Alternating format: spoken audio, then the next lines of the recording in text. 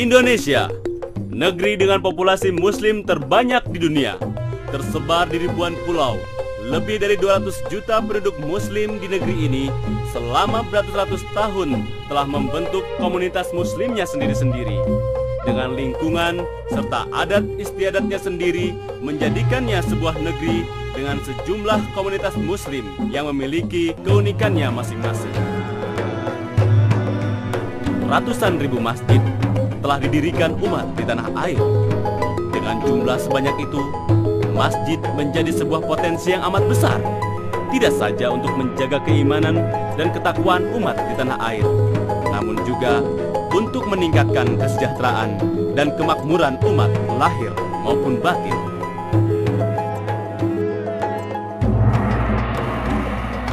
Dalam seri ini, kita akan menyaksikan bagaimana sebuah masjid digunakan dari waktu ke waktu, semenjak zaman Rasulullah SAW hingga saat ini.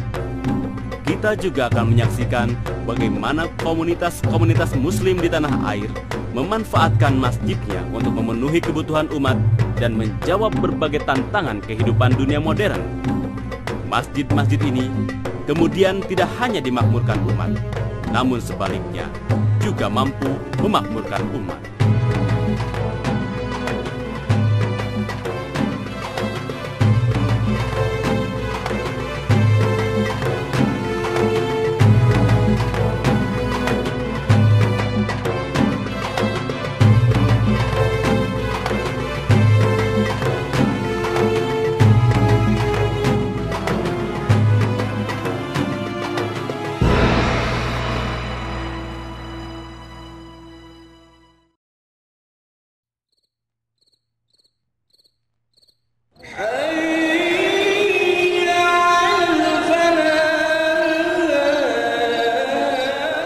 Bamba Puang.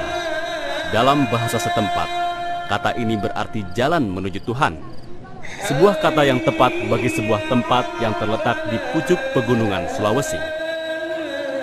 Dalam perkembangannya selama 6 abad lebih, Islam telah masuk jauh ke pelosok-pelosok Nusantara. Di Bamba Puang, suara azan telah dipantulkan ratusan ribu kali oleh tebing-tebing pegunungannya.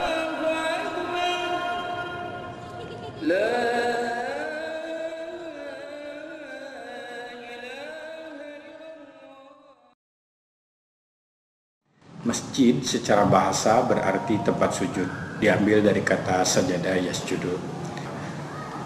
Nabi bersabda, semua bumi ini adalah masjid bagi umat Islam. Artinya umat Islam boleh melakukan salat dimanapun, karena semua bumi ini adalah kepunyaan Allah, pantas di atasnya orang-orang hamba-hamba Allah untuk sujud menyembah yang punyanya Allah Subhanahu wa taala. Kecuali di 2 tempat. Yang pertama tempat yang baik ada najisnya, dan yang kedua di atas kuburan. Nah, sekalipun semua bumi ini adalah masjid bagi umat Islam, akan tetapi Nabi SAW memberi contoh, menganjurkan, bahkan memerintahkan kepada umat Islam agar mereka juga memiliki bangunan khusus yang disebut masjid. Beliau bersabda, "Man bana lillahi masjidan banallahu baitan fil jannah."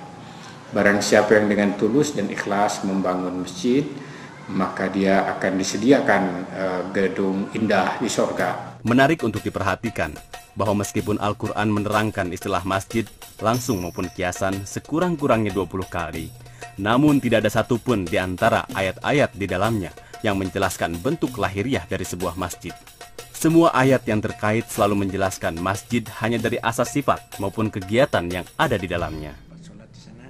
Dalam hal ini marilah kita dengarkan pendapat Ahmad Nu'man, seorang pakar arsitektur masjid yang telah merancang puluhan bangunan masjid di tanah air. Bahkan ayat-ayat Al-Quran juga tidak menyebutkan bahwa masjid itu harus ini, harus itu, harus yang ada itu tadi hadis yang menyatakan sallu kama ra'aitumuni usolli, salatlah kamu seperti aku salat, ya.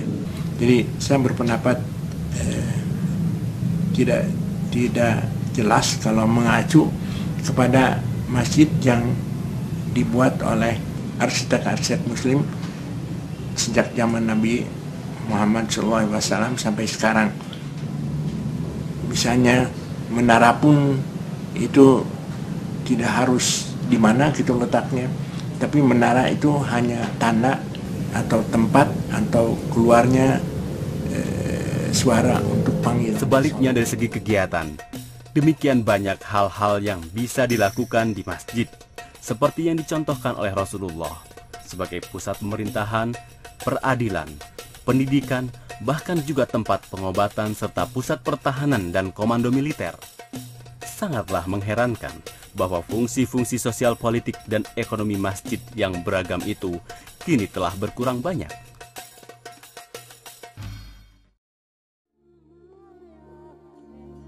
Pentingnya masjid sebagai tempat pembinaan umat juga dicontohkan oleh Rasulullah sendiri. Lembaga pertama yang beliau dirikan untuk itu adalah masjid. Dalam perjalanan hijrah dari Mekkah ke Madinah, Nabi menyempatkan diri untuk singgah di Kuba, hanya 5 km saja dari Madinah, dan bersama-sama sahabatnya mendirikan sebuah masjid. Masjid ini kemudian dikenal sebagai Masjid Kuba dan merupakan salah satu dari 4 masjid yang penting selain Masjidil Haram di Makkah, Masjid Nabawi di Madinah, dan Al-Aqsa di Palestina. Bagaimana bentuk Masjid Kuba, masjid pertama yang istimewa ini? Beberapa sumber menyatakan bahwa masjid yang kini menjadi sebuah masjid megah ini awalnya didirikan di atas sebuah bekas tempat peribadatan dengan kelengkapan tidak lebih dari sebatang tongkat yang tertancap serta sesusun batu sebagai batas. Masjid yang pertama didirikan oleh Rasulullah itu Masjid Kuba, dan itu tidak berbentuk bangunan. Barangkali hanya, saya juga tidak persis sejarah tahu, bahwa hanya katanya Rasulullah itu menancapkan semacam linggis itu tempat mengimami sholat. Demikian sederhananya Masjid Kuba ini. Sejumlah ahli barat bahkan menganggap masjid pertama dalam arti sebenarnya adalah masjid yang didirikan oleh Nabi sesampainya di Madinah. Masjid ini didirikan sebagai bagian dari bangunan tempat tinggal beliau, dan di kemudian hari dikenal sebagai Masjid Nabawi, Masjid Nabi. Dengan dinding dari tanah liat serta atap dari pelepah kurma, dibandingkan dengan bangunan-bangunan ibadah umat agama lainnya, masjid ini sangatlah sederhana. Dalam beberapa riwayat, digambarkan bagaimana janggut Nabi seringkali basah ketika bangkit dari sujud dalam sholatnya di masjid ini. Namun, dari satu bangunan sederhana inilah, agama Islam ditegakkan dan disebarkan ke seluruh jazirah Arab hanya dalam waktu kurang dari 1 abad, serta bangkit menantang 2 kekuatan besar di dunia saat itu, Bizantium dan Persia. Di masa damai, masjid ini digunakan untuk berbagai kegiatan masyarakat, misalnya sebagai tempat belajar berbagai ilmu, tidak saja ilmu agama. Demikian cintanya sahabat Nabi terhadap masjid yang dibangun secara bergotong royong ini. Mereka memilih untuk lebih sering tinggal di beranda masjid daripada di rumah. Para sahabat ini kemudian dikenal sebagai as-suffah, para penghuni beranda. Masjid Nabawi kemudian menjadi contoh bagi pengembangan masjid-masjid selanjutnya di Timur Tengah. Dikenal dengan nama hypostyle, jenis masjid ini memiliki ruang terbuka di tengah-tengah bangunan sebagai ciri utamanya.